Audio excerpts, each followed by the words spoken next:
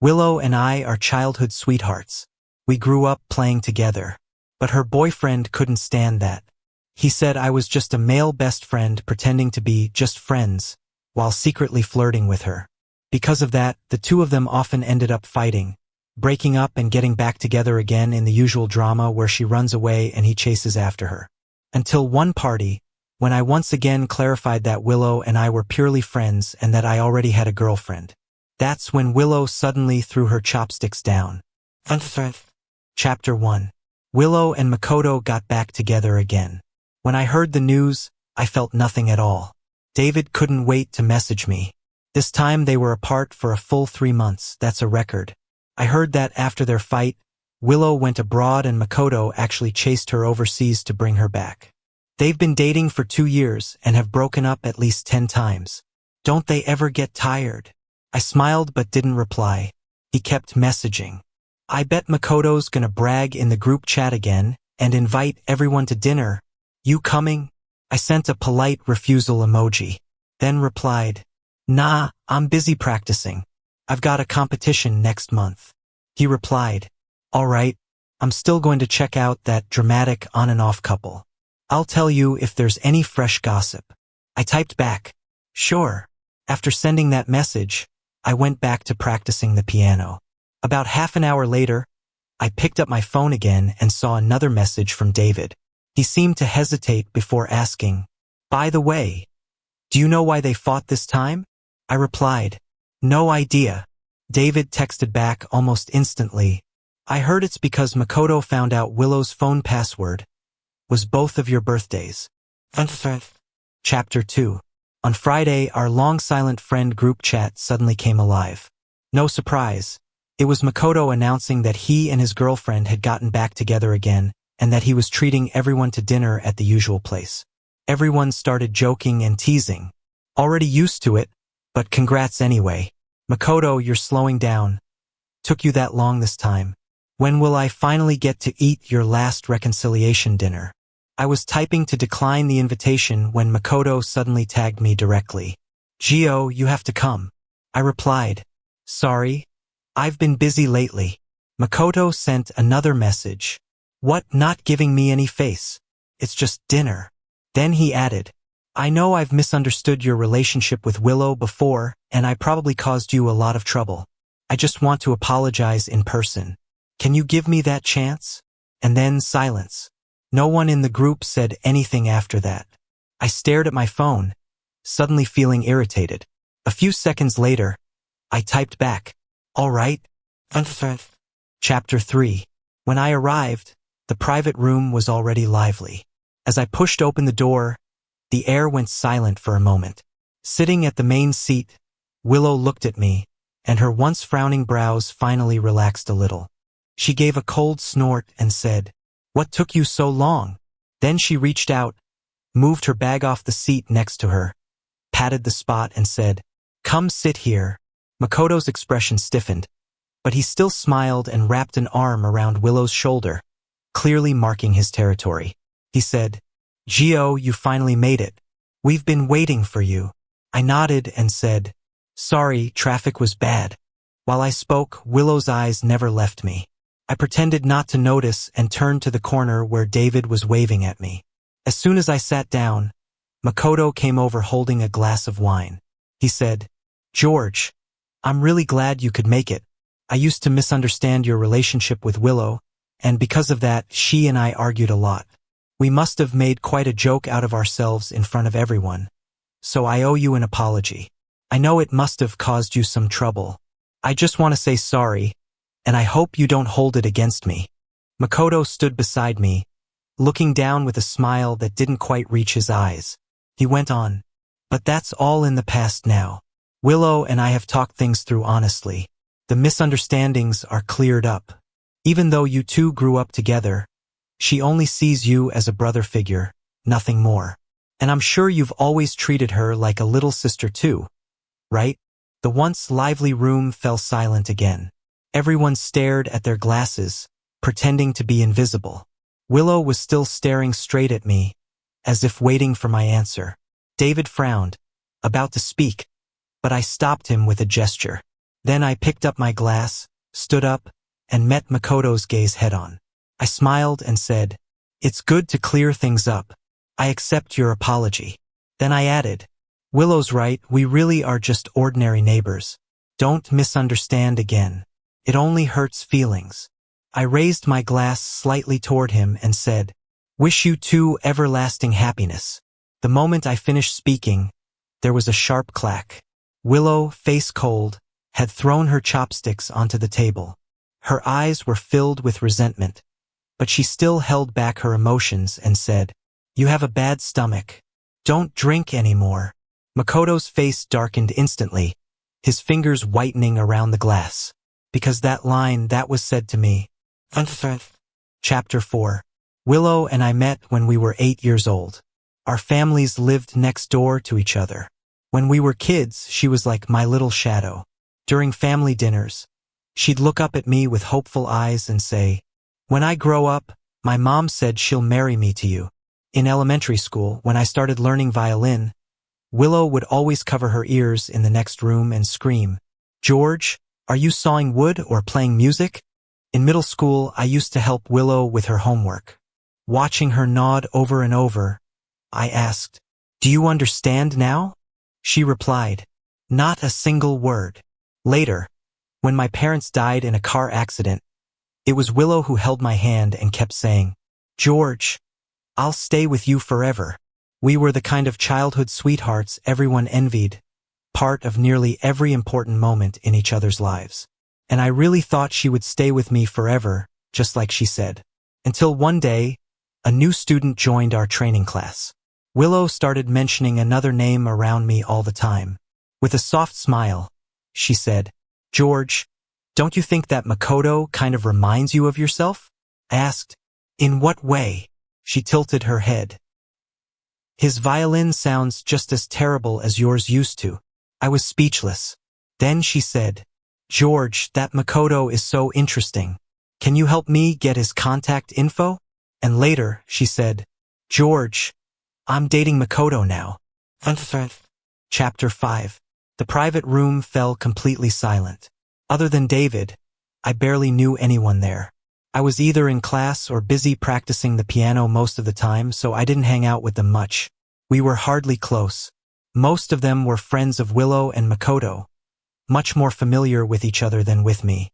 Willow's seemingly caring remark made everyone exchange glances, each with a different expression. Some even began looking at me with contempt, as if I really were that male best friend pretending to be just friends, while secretly flirting. David looked like he was about to flip the table, but I held him down, lifted my head, and drained the glass of wine in one go.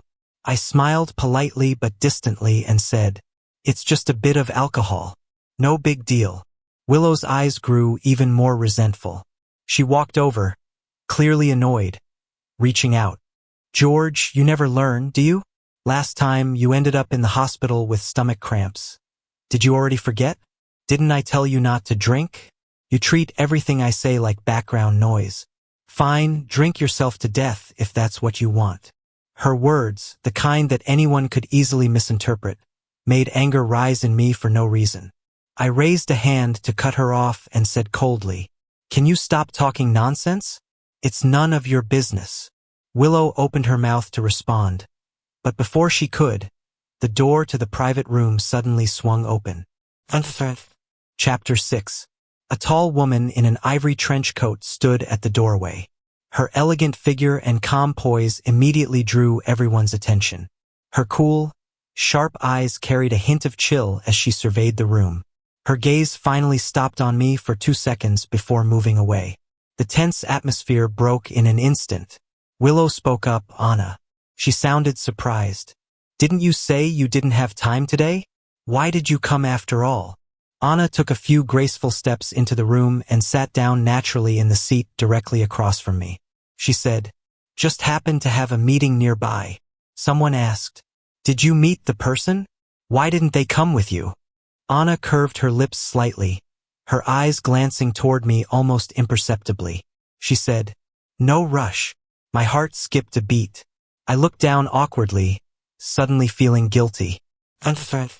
Chapter 7. Perfect. Now everyone's here, Makoto suddenly said, breaking the silence.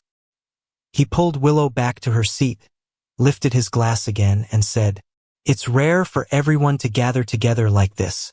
Let's have a toast. Oh wait, I almost forgot he can't drink because of his stomach." He smiled apologetically, then widened his eyes as if something had just come to mind. He said, "George, how about I introduce you to a girlfriend? Seriously, you spend every day buried in music and never do anything else. You should find a girlfriend to keep you in line. That way Willow won't have to worry about you all the time, right?" He stared at me directly, his eyes filled with thinly veiled irritation. Everyone could hear the sarcasm behind his words. In the quiet that followed, I looked up at Anna, who sat beside Willow, staring blankly at her phone. I said, "No need." Then, with a faint smile, added, "I already have a girlfriend." The words had barely left my mouth when a sharp crash rang out. The glass of water beside Willow shattered on the floor. Shards flew out, and a sharp piece sliced across her ankle. Blood began to flow instantly. "George!" Willow's voice was tight with anger as she gritted her teeth and demanded, "What did you just say?" Chapter 8. Makoto clenched his jaw but still called the waiter to bring the first aid kit. Willow, as if she couldn't feel the pain, kept her eyes locked firmly on me. She bit her lip and said, "Say that again." Word by word, I repeated, "I said I already have a girlfriend." Someone scoffed. "Yeah, right?" Another person chimed in. "Exactly. Everyone knows you've always had a thing for Willow." The next second, someone added, "George, come on. Why bother making up a fake girlfriend just to piss Willow off?" People exchanged knowing looks, as if everything suddenly made sense. Willow's defiant expression softened slightly. She gave a short laugh, rolled her eyes, and said, "Childish. Seriously, as if I'd get mad over something like that."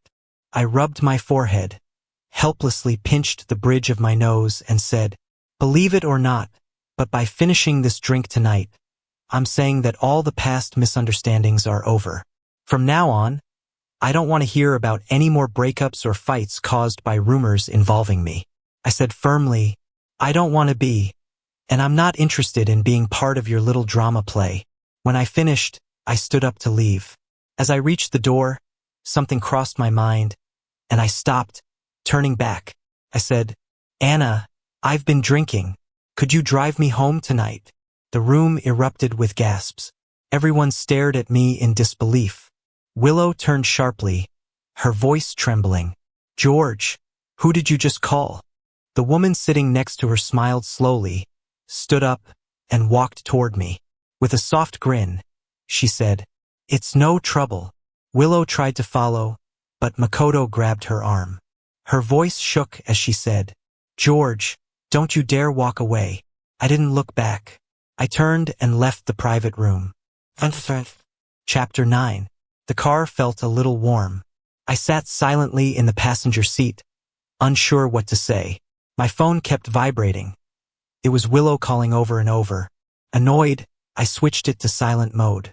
Anna leaned slightly toward me, narrowing her eyes as she studied my face. She was close enough for the faint scent of citrus to brush past my nose. After a moment, she spoke, her soft voice carrying a hint of reproach. "How many drinks did you have today?" I instantly realized what she meant and shook my head. "Not much, just 2 small glasses. Nothing serious." She nodded and started the car. The cool night breeze slipped through the window, brushing away the heat on my face. Chapter 10. The first time I heard the name Anna, I imagined someone gentle and delicate, the kind of person whose presence felt soft. But after meeting her a few times, I realized I was completely wrong. She was quiet and distant, with an air of cold indifference that kept everyone at arm's length. At every gathering, she either didn't show up at all or only stayed long enough to make an appearance before leaving. Willow once said Anna was exceptional. Born with a silver spoon, gifted in every way, and had won so many awards, both at home and abroad, that she'd lost count. So I never quite understood how someone like her, a woman like a flower on a high, unreachable mountain, could be best friends with Willow. From high school through college, Anna and I had almost no interaction. But then something unexpected happened last month. Chapter 11. The violin club had organized a dinner, which normally just meant a few polite drinks. But at that time, I was under a lot of pressure, and I couldn't hold back. I drank more than usual and too fast. Before long, I felt a sharp cramp twisting in my stomach. My clubmates panicked when they saw me go pale and immediately tried to drag me to the hospital. Just as we stepped out of the restaurant, we ran into Anna, who happened to be getting out of her car. Without a word, she came over and helped me into her car. To be honest, the stomach cramps didn't last long that night. They eased up pretty quickly. What really made it a disaster was that, out of nowhere, I got drunk and started acting out. I grabbed Anna's face and kissed her 3 times hard. And after that, I even smacked my lips and muttered, "Tastes pretty good." The worst part was that when I sobered up, I remembered every second of it. I nearly got down on my knees to apologize to Anna, swearing I'd make it up to her somehow. Anna looked at me with a faint smile in her eyes and asked, "How are you going to make it up to me?" My brain completely froze and I blurted out, "Then, maybe you can kiss me 3 times too." She replied, "You wish." Since she wouldn't accept that kind of equal compensation, it probably meant I owed her money. But my finances were tight at the time, so I said, "Can you give me a little time to think about it?" She said, "Sure." Chapter 12. After that day, I started running into Anna everywhere. At the library, at the stadium, in restaurants, even when I was practicing piano, I'd sometimes see her passing by the window outside. I knew she was there to collect her debt. By the 10th time, she sat down across from me while I was eating lunch. Couldn't hold back anymore. I said, "Are you in a hurry or something?" Then added, "I told you I haven't figured it out yet." She gave a cold snort and said, with irritation, "So what? You're not planning to take responsibility for me anymore?" Chapter 13. Lost in thought, I didn't even notice we'd already arrived home. I took a deep breath, pulled out my keys, and slowly unlocked the door. Anna said, "Here are the car keys. I'll head out then." I said, "Yeah." She looked at me for a moment, noticed I wasn't closing the door, and tilted her head slightly. "Do you have something else to say?" I nodded. "Yeah." She looked at me encouragingly. "Go on." I swallowed, trying to organize my words. "Yeah." She frowned. "Are you going to talk or not?" I was speechless. Finally, I looked at her seriously, as if I'd made up my mind. I said, "Anna." She replied, I hesitated. "Well." Seeing the murderous look in her eyes, I hurriedly said, "The thing I said earlier, about already having a girlfriend, it's fake." She said, "I know." I clenched my jaw. But it can become real." Anna froze for a second, then let out a soft laugh, her expression suddenly gentler. She asked knowingly, "What do you mean?" I said, "I want to take responsibility. Will you be my girlfriend?" My palms were sweating. Before she could answer, I quickly added, "No need to rush. You can think about it. I can wait." Then I said, "Goodbye. Good night." And with that, I slammed the door shut with a loud bang. My heart was pounding like crazy. Leaning back against the door, I exhaled a long breath. The lights were still off. The room was pitch dark. Suddenly, my phone screen lit up. It was a call from Anna. Wasn't she just outside the door? Confused, I still answered. Her voice was low, slightly hoarse, like she was holding something back. She said, "Open the door. I want to kiss you. Right now." Chapter 14. The moment I opened the door, Anna threw herself straight into my arms and in the process closed it behind us. A second later, she wrapped her arms around my neck, stood on tiptoe, and kissed me. The kiss came with such force and urgency that, in an instant, it wiped every trace of reason from my head. I caught her by the wrists and gently pushed her against the door, responding with the same intensity. My mind was in complete chaos. I didn't even understand how we had gotten to that point. But something inside me seemed to awaken, and a surge of desire and possession coursed through my body. I deepened the kiss, clumsily devouring the little air left between us.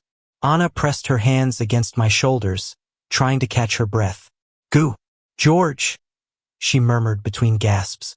It was then that, without realizing my strength, my teeth grazed her lips, and I heard her let out a faint whimper of pain. I stopped immediately. Our lips parted, but I kept holding her tightly, her body still trembling in my arms. In the silent darkness, our foreheads touched. We breathed heavily, sharing the same air. We stayed like that for a few seconds, until I felt her gaze wandering across my face again and again. I raised my hand and brushed her lips with my fingertips, right where I had accidentally bitten her. "Does it hurt?" I asked softly. She hesitated for a moment, pressed her lips together, and shook her head. "No, it's fine." The air between us grew subtly awkward. I hesitated before asking, "Anna, don't you think this is going a bit too fast?" She was silent for a few seconds, then finally nodded with a faint murmur. "Yes, a little." "Then," I began to say. In my head, I imagined she would say goodbye gracefully and everything would naturally move toward the starting of a relationship. But instead, Anna leaned in again and whispered beside my ear, "I've rested." "Huh?" I managed to stammer.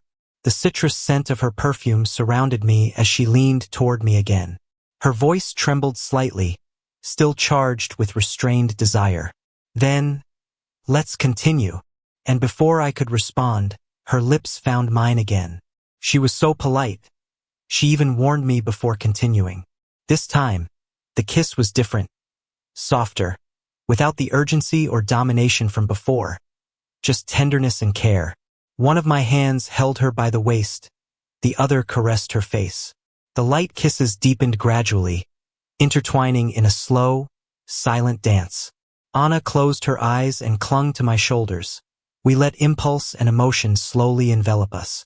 The screen of my phone kept lighting up again and again. Calls and messages from Willow, non-stop. Ignoring them, I played with the tip of Anna's tongue, nibbling gently, then lifted her in my arms and carried her to the sofa under the moonlight.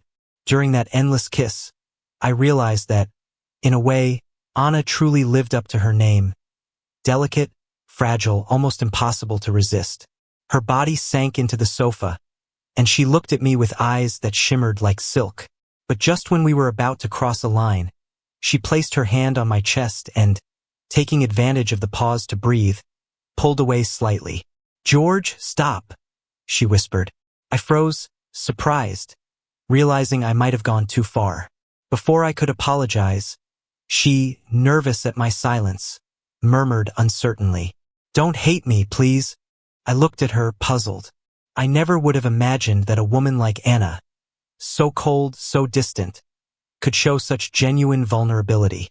She lowered her gaze and said, "I'm just tired, and I'm not ready yet." I replied, "I don't hate you." I lowered my voice slightly, ashamed.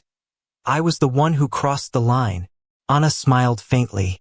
She rested her forehead against my neck, and her warm breath brushed my skin. She asked quietly, "What are you going to do tomorrow?" I thought for a moment and answered, "In the morning, I'll practice piano. In the afternoon, work on my thesis."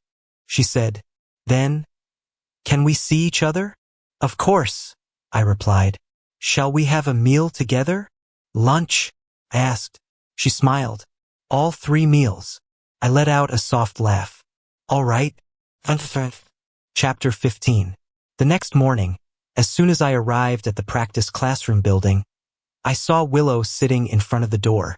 She was wearing the same dress from the night before. Her face looked pale and exhausted, with dark circles so deep it seemed she hadn't slept at all. The moment she saw me, she jumped to her feet. "George!" she exclaimed. "I've been calling you all night. Why didn't you answer?" I brushed her hand away when she tried to grab me. "Sorry," I replied calmly. "I didn't check my phone last night." Willow's eyes filled with tears, and her voice trembled as if she were about to cry. You didn't check your phone? Then what were you doing? Why did you leave with Anna last night? Since when do you know her? And why did you move without telling me? I went to look for you, and your neighbors said you'd already moved out. What does that mean, George? Her barrage of questions began to irritate me. What does that have to do with you? I asked, frowning. How can it not have anything to do with me? She shot back, her voice breaking. She bit her lip and said, George, are you doing all this just to upset me? Are you crazy? I replied, completely baffled. Willow raised her voice. George, after all these years, who knows you better than I do? I know Makoto embarrassed you in front of everyone yesterday, and that you're angry. I'm sorry on his behalf. I won't let him bother you again. Her expression softened, lips quivering in a pleading pout. But promise me something, she said. Stay away from Anna, and don't ignore my calls again. Don't try to use other women to provoke me. I couldn't help but laugh, more out of disbelief than amusement. Willow, are you sick or what? I said, staring at her in disbelief. What makes you think you can tell me what to do? What exactly are we? Neighbors? Friends? Or the little girl who used to follow me everywhere? I added impatiently. You have no right to tell me how to live. Willow frowned. George, we grew up together. After all these years, how can you say that? I cut her off. Yes, we grew up together, but that's all. Her face froze in shock. I took a step back, putting more distance between us. Willow, admit it, I said calmly. We've both changed. You have your own choices and I have my life. From now on, please stop playing both sides and stay out of mine. Willow clenched her fists and shook her head. No, she murmured stubbornly. I haven't changed. We haven't changed. I sighed, exhausted. I didn't feel like arguing anymore. I moved because my old lease expired, I said. I don't see the need to give you my new address. And about Anna, I paused before continuing. I have no reason to stay away from her. Because she's my girlfriend. Willow shuddered. What did you say? She asked in disbelief. What did you say? Another voice echoed at the same time.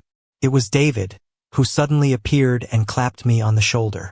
So you've got a girlfriend now, George? And you didn't even tell me? I smiled awkwardly and said, as we walked into the classroom, I'll explain later. Willow, however, grabbed my sleeve tightly. I yanked my arm free. Don't touch me, I warned. I'm telling you for the last time. She didn't seem to hear me. Her reddened eyes trembled with barely contained anger. George, are you serious? She asked, her voice breaking. Before I could reply, David cut in bluntly. Come on, Willow, that's enough. You've got a boyfriend, so why are you still chasing George? You argued with Makoto yesterday and vanished all night. He's been looking for you for hours, thinking you left the country again. Do him a favor and let him know you're still here, or the poor guy's going to chase you to the ends of the earth. And with that, David and I walked into the practice classroom without looking back. Chapter 16. I explained everything to David from start to finish. After listening, he let out a long sigh of relief. Well, that's a relief. For a while, I really thought you still couldn't get over that trashy girl, Willow. I shook my head and smiled, feeling completely at ease. I got over her a long time ago. David continued. No wonder you suddenly left with Anna last night. Everyone was stunned. I frowned slightly. Was it really that surprising? He replied. Maybe not for others, but we're talking about Anna. Sure, in our circle, everyone comes from a decent family, but compared to Anna, none of us even come close.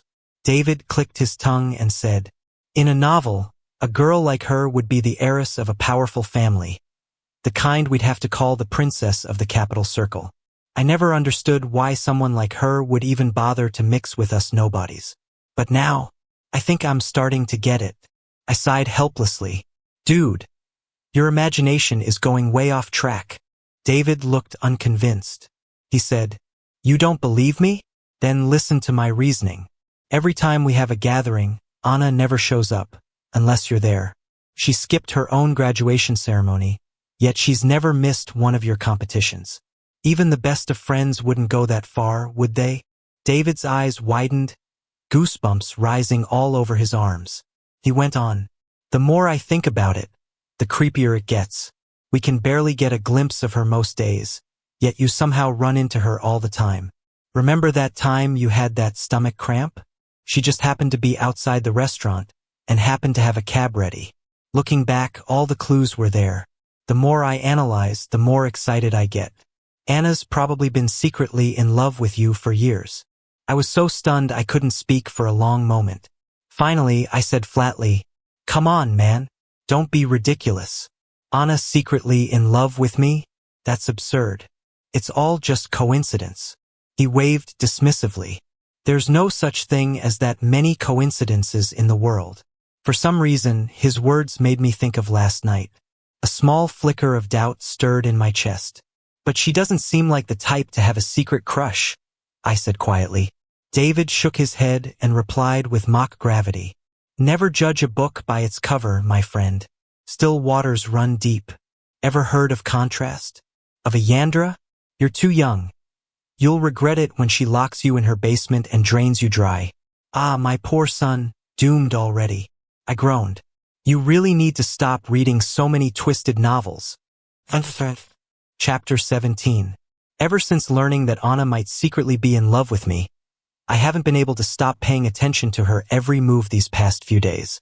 It's as if she knows everything about me. My tastes, my habits, even my fascination with the stars, something I've never mentioned to anyone. Yet she's perfectly aware. Anna is gentle and caring. When we're alone, she always clings to me. Sometimes refusing to let go. Sometimes interrupting serious conversations just to demand a kiss. It's like a kitten asking its owner to pet it. Her dependence and insecurity a sharp contrast to her elegant, noble demeanor. Every time I finish my work and turn around, she's there. She waves at me, standing in the soft half-light where shadows and sunlight blend. The wind stirs, and her gaze carries emotions I can't quite decipher. Something like suppressed longing, something like restrained affection. She smiles faintly at me as if to say, I've been waiting for you for a very, very long time. Chapter 18. David told me that Willow had been spending her nights drinking at bars lately. Whenever she got drunk, she would start calling me over and over again. On the other end of the line, she always seemed lost in memories, talking endlessly about the past. She'd bring up the rose garden we used to pass by after school. She'd talk about how we once spent our pocket money to buy canned food for the stray kitten at the school gate.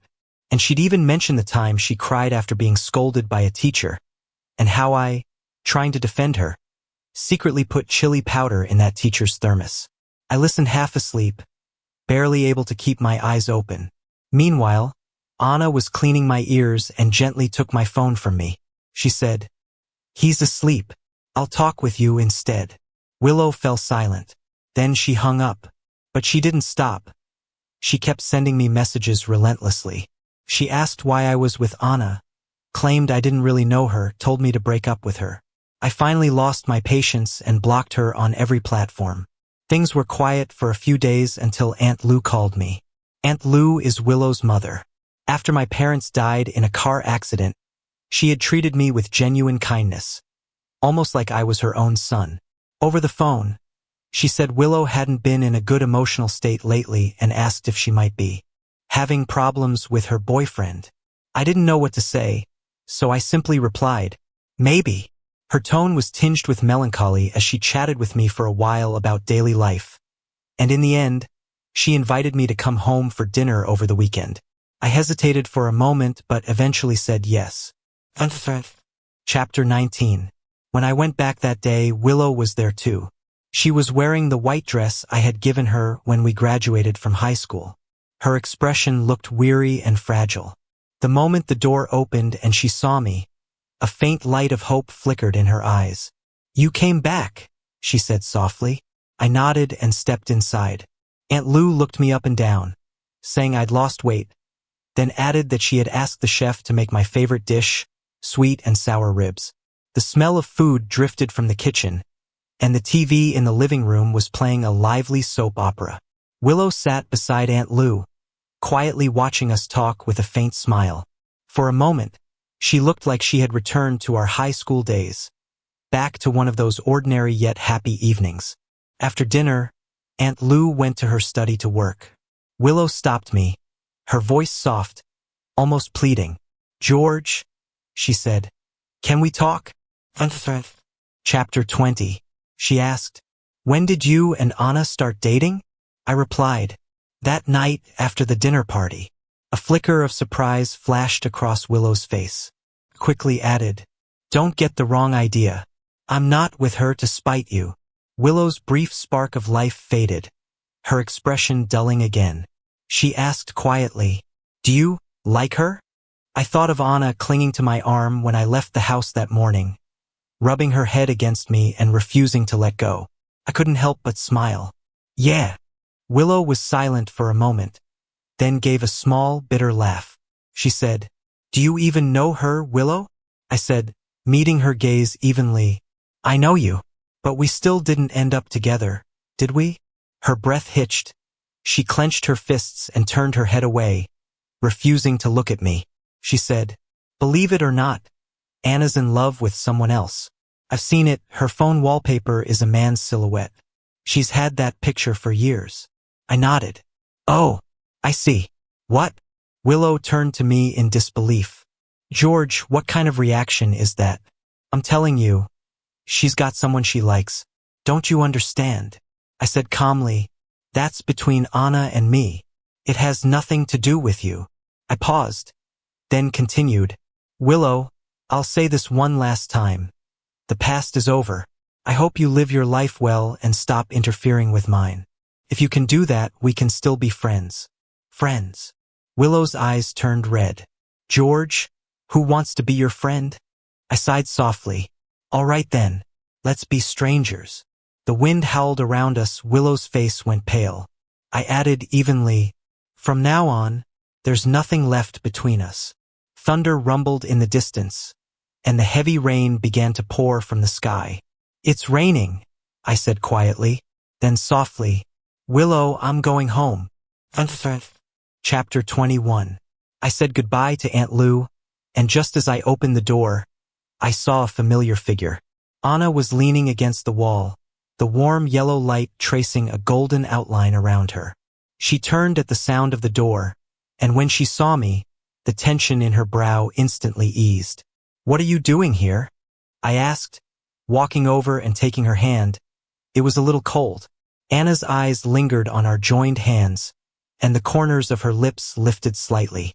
"It's raining," she said, looping her arm through mine. "I came to bring you an umbrella." The umbrella was just big enough for two. Neither of us caught a drop of rain or wind. When I opened the car door, Willow suddenly came running out. "George, don't go." The rain had drenched her hair and dress, leaving her looking pitiful and desperate. Head bowed, she spoke in a trembling voice, full of pain and regret. "I regret it," she said, eyes fixed on me. "George, I regret it. Can you please not go?" She stepped closer, pulling a folded envelope from her bag. "A love letter," she said softly.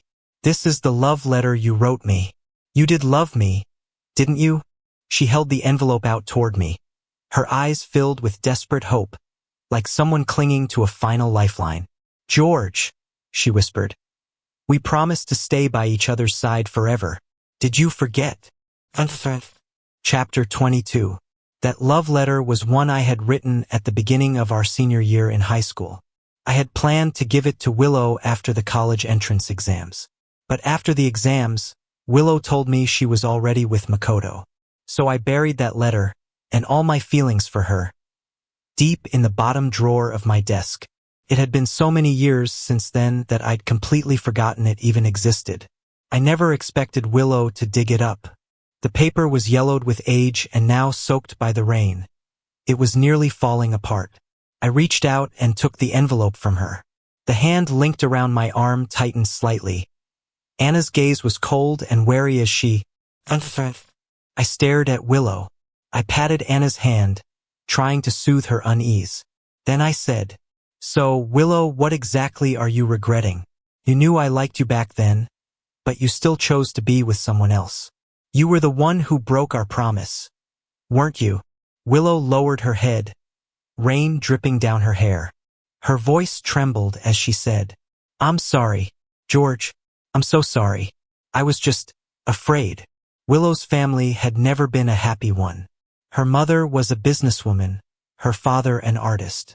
Their love had once been passionate and intense, but when the fire burned out, the perfect couple became bitter enemies. He despised her obsession with money. She loathed his arrogance and pride. After countless arguments and shouting matches, Willow's father finally left the country and never came back. So she grew up afraid that even the most beautiful love would one day turn to ashes in the fire of everyday life. That's why she thought, maybe staying friends would be better. At least as friends, George would never leave her. But now she finally understood how terribly wrong she had been. "I'm sorry," Willow sobbed. "George, please forgive me, okay?" I gave the envelope a slight tug, and the soaked paper tore cleanly in half. Smiling faintly, I tossed it into the nearby trash bin. "No one can stand still forever," I said softly. "Willow, I don't love you anymore." With that, I took Anna's hand and turned toward the car. Willow's eyes went blank. Her legs gave out, and she half collapsed to the ground, breaking down completely in the pouring rain. For many years after that night, Willow would remain trapped in that storm, alone, drowning in her regret. Chapter 23. On the way home, Anna didn't say a word. I couldn't help feeling a little guilty. When we finally got home, I was just about to speak, had only said her name, when Anna suddenly turned and threw her arms around me. She buried her face in my chest, holding me tightly as if afraid I might disappear. I gently stroked the back of her head and asked, "Anna, are you angry?" She lifted her head and stood on tiptoe to kiss me. "No," she said softly, her voice carrying a hint of hurt. "Then, are you afraid?" I asked. Anna froze, then raised her eyes to meet mine. In that moment, I saw the unease and shadow in her gaze. Without another word, I leaned down and kissed her, feeling her trembling, the fragility beneath her calm. When the kiss finally broke, she breathed lightly and whispered, "I'm afraid." I sighed. "Afraid that I'll go soft and turn back?" She didn't answer, which was answer enough. I smiled. "Do you really have that little faith in me?" She shook her head. Her tone was small, almost pitiful. "It's not you I don't trust. It's myself." The way her brows drooped and her eyes shimmered, she looked just like a wounded kitten. My heart melted completely. I cupped her face in my hands and planted 2 playful kisses on her cheeks. "Now?" I asked with a grin. Anna's eyebrows arched slightly, and a spark of amusement returned to her eyes. "Are you trying to coax me?" "I'm coaxing my little kitten," I said. Her lips curved. "But the kitten thinks that's not enough." I chuckled. "Then what would be enough?" Her gaze softened, liquid with tenderness. She said, "Say you love me." Anna rested her arms on my shoulders, straddling my lap. "Say it, husband," she whispered. "Say you love me." Looking into her eyes, I said clearly, one word at a time, "Anna, I love you." She smiled and whispered back, "George, I love you too." Her last words dissolved into a deep, burning kiss. Chapter 24. We stumbled from the doorway to the couch, locked in each other's arms. Lost in the heat of our kisses, a sudden thought struck me like lightning. "Let me borrow your phone for a second," I said. Anna, without hesitation, pulled out her phone and placed it in my hand. Her eyes were soft, half-lidded, and full of lingering desire. She clearly wasn't ready to stop. "The password's your birthday," she murmured. I unlocked the phone, and in the next instant froze. The wallpaper was a picture of me. More precisely, a photo of me from my second year of high school. That day I had won my first ever gold medal in a music competition. It was only a small interschool event, but the honor had meant everything to me. From the angle, it looked like the photo had been taken secretly. It only showed my back. I was standing on the stage, one hand raised in celebration, the other clutching my trophy.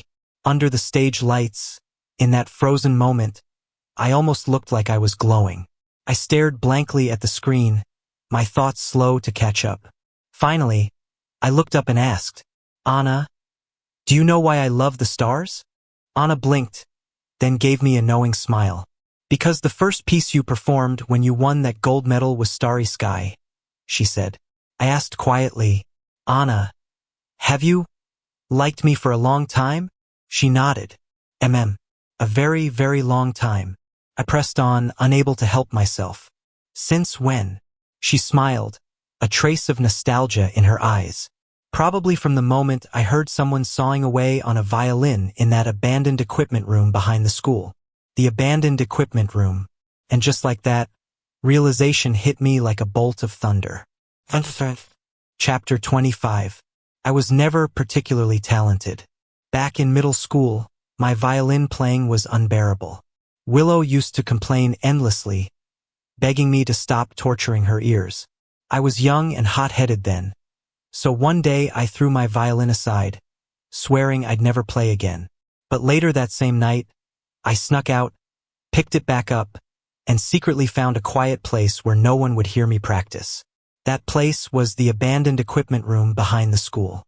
So it hadn't been my secret hideout after all. Realizing that, I groaned in embarrassment. "Just kill me now." Anna blinked in confusion. "What's wrong?" I buried my face in my hands. "You saw me at my most humiliating moment." She tilted her head. "Humiliating? Why?" "When you were struggling to hit the right note," she said softly. "The way you focused so hard. You have no idea how handsome you looked." I let out an awkward laugh. Back then, I just wanted to work hard in secret so I could surprise everyone with a comeback one day. Anna smiled, her gaze warm and tender. "Well," she said, "I was completely dazzled long before that." Her words made my ears burn, so I quickly changed the subject. "Then why did you become Willow's best friend?" I asked. She replied, "Because I wanted to be closer to you. And that night when I got drunk, you were waiting for me on purpose, weren't you?" Anna nodded. "Why didn't you tell me?" I asked. She said, "Because I was afraid you'd think I wasn't reserved enough." My heart softened completely. I sighed long and tender. Anna, what would we have done if we'd missed each other?" Anna chuckled and nestled into my arms. "Luckily," she whispered, "we didn't. Luckily we didn't." Chapter 26. David sent me another piece of gossip. He said Willow and Makoto had broken up again. He texted, "This time it's real. Willow dumped him first. Makoto tried to get her back, but she just blocked and deleted him right away. Disgusting. They were all lovey-dovey not long ago." After a pause, he sent another message. "Has Willow tried to contact you again? She must regret it now." Huh, serves her right. Over the next week, Makoto came to see me several times, mostly to ask where Willow had gone. I told him I didn't know. He looked worn out, and as he left he gave me a bitter, sarcastic smile. "Willow broke up with me," he said. "She told me the only reason she agreed to date me in the first place was because I reminded her of you.